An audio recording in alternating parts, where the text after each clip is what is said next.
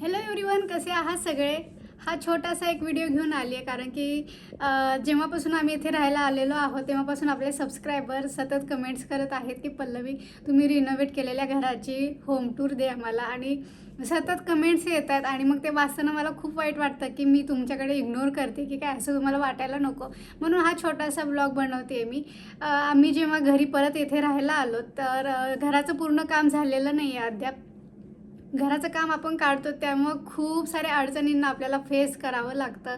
बऱ्याचदा आपण हतबल होतो, बऱ्याचदा आपले पेशन्स संपतात आणि हे प्रत्येकाच्या बाबतीत होतं जेव्हा घराचं खूप मोठं आपण काम काढतो. तर आम्ही 4 महिने बाहेर रेंटच्या घरामध्ये राहिल्यानंतरनं ह्या घराचं फ्लोरिंग आणि कलरिंग डन झाल्यानंतरनं म्हणजे पूर्ण झालं काम आणि आम्ही इथे परत राहायला आलोत. कारण की आम्हाला खूप ट्रॅव्हल करावं लागायचं. मुलींना स्कूलला यायला 1 तास लागायचा, जायला 1 तास आणि प्रवासाने त्याही दमून जायच्या. तर किचन आलं नव्हतं तरी पण आम्ही डिसिजन घेतला की घरी जाऊन आपल्याकडे इंडक्शन आहे त्याच्यावरती आपण मॅनेज करूया आणि राहायला सुरुवात करूया. इथे आल्यानंतर ना आपल्या लक्षात येईल की काम झालेलं बरोबर झाले की नाही, कुठे काही चुका दिसत असतील तर त्याही काम चालू असताना दाखवता येतील.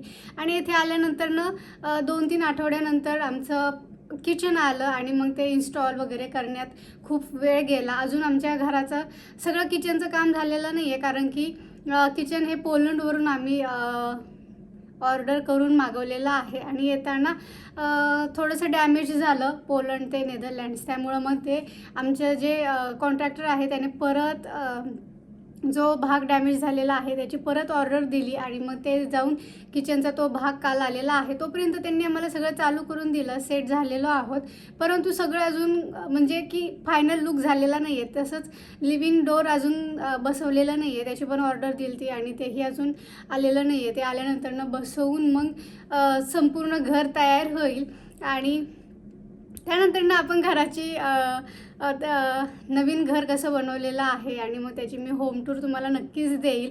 तर तुम्ही सतत कमेंट करत होता तर असं वाटायला नको की आम्ही तुम्हाला कमेंट करतो आणि तुम्ही आम्हाला इग्नोर करतात, असं तुमच्या मनात यायला नको. पण जेव्हा परत घरी येतो, कारण आम्ही रेंटवरती स्टोरेज घेतलेलं आहे, तिथं आपलं सगळं फर्निचर घरातलं एकूण एक सामान तिथे हलवलं होतं. त्यामुळे आमचे इथे आल्यानंतरनं 2-3 महिने आम्ही ते स्टोरेजमधून सामान घेऊन आलोत परत आणि त्यानंतर एक एक फर्निचर जोडायला सुरुवात केली. आणि तुम्हाला तर माहिती आहे की किती सारा पसारा असतो. एक सगळं आम्ही आधी एका रूममध्ये सगळे बॉक्सेस वगैरे ठेवले होते आणि मग जसे लागेल तसं सामान आणलं, एक फर्निचर जोडत गेलोत आणि त्यानुसार त्यामध्ये भरत गेलोत.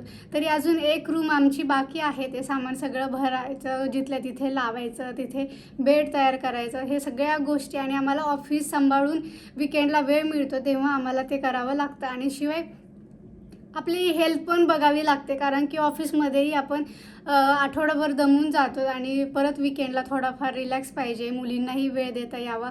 म्हणून मग आम्हाला जमेल असं हळूहळू आम्ही दोघं मिळून करत आहोत. त्यामुळे वेळ लागतो आहे आणि हे एकदा किचनचं काम कंप्लीट झालं आणि लिव्हिंग डोअर बसवलं की मग मी व्हिडिओ नक्की बनवेल. आणि आता छान सूर्यप्रकाशही यायला लागलेला आहे, आता स्प्रिंग सुरू झाला आहे, ढगाळलेलं वातावरण नसतं, त्यामुळे मी नक्की छान प्रकाशामध्ये आपण ज्या रिनोव्हेशनमध्ये जे चेंजेस केलेले आहेत घरामध्ये ते तुम्हाला नक्की दाखवेल आणि जास्त वाट बघावी लागणार नाही.